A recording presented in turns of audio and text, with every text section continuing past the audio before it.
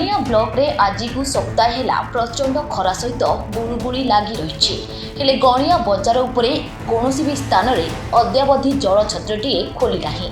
गणिया बजार को दूर दूरांतरू आसुवा सरकारी और बेसरकारी वाणिज्य कार्य आसुवा लोक एवं पथचारी माने प्रचंड खरारे पानी न पाई दुर्दशा भोगुंट बोली जमापड़ी।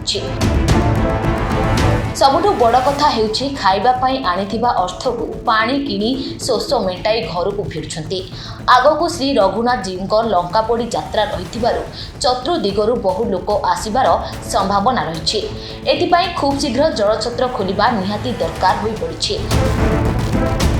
प्रशासन अधिकारी माने मार्च 15 तारिख दिन ठारू जलछत्र खोल निमंते विभागीय निष्पत्ति होइथिबा बेले केउंठी और काहेकी अटकी रहिछि ताहा काहाकू जणा नाही। तुरंत गणिया बजार उपरे जलछत्र खोलिबा जनसाधारण माने दाबी करछथि। आम गणिया लाइव चैनल रे खबर प्रसारण हैला परे प्रशासन केबे खोलिबो जलछत्र ताहा देखिबाकू बाकी रहिला।